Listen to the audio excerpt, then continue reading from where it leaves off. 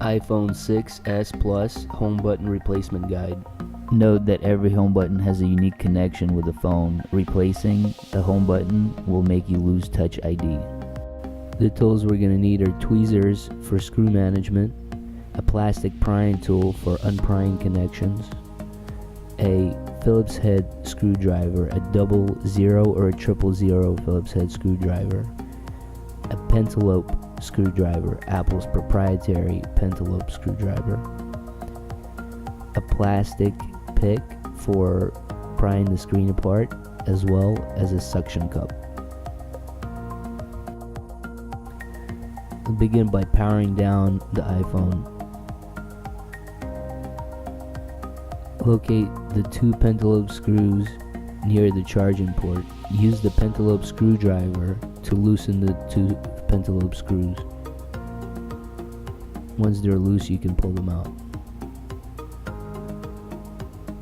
If the screen is badly damaged, you can use a piece of tape to put over it to make sure that you get a good seal with a suction cup. Place the suction cup as close as you can to the home button.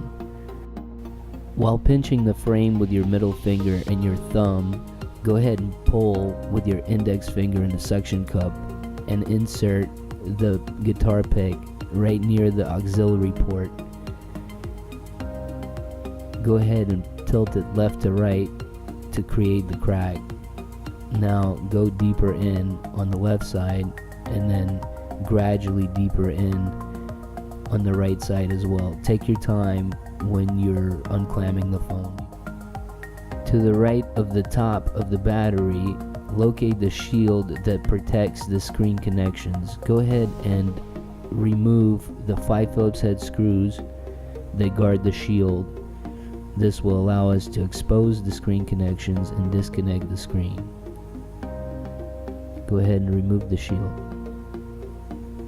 With a plastic prying tool, go ahead and disconnect the 3 ribbon cables by simply sliding the plastic tool underneath them and just popping them out of their sockets.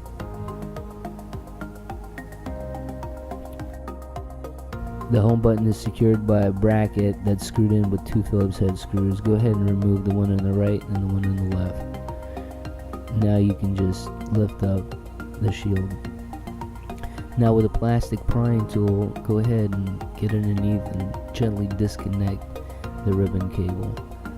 The home button cable is slightly glued to the screen, so be very careful when undoing this connection. Go ahead, get underneath it with tweezers and just gently pull it up. Now push the home button out from the other side and it should be free. Here's what it looks like up close. Reassembly. Drop the home button into its socket. Lift up the shield digitizer socket and place the home button cable into its position. And then go ahead and click it back into the digitizer shield.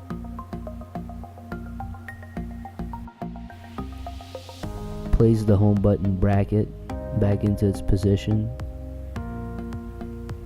and secure it with the 2 Phillips head screws, the one on the right and the one on the left. Align the screen with the phone. Go ahead and pry back the 2 ribbon cables and connect the 3rd ribbon cable on all the way on the right side first. Take your time, make sure it clicks into place. You don't want a non-sturdy connection. Now the 2nd ribbon cable went all the way in the top. Once again, take your time, make sure they click into place. And then finally the 3rd one. Sometimes it takes a bit of time to get it to go into the socket correctly. Once all 3 are plugged in, go ahead and secure the shield over them, starting with the middle. Secure the Phillips head screw in the middle first, then the one in the top right, and then the remaining 3 Phillips head screws.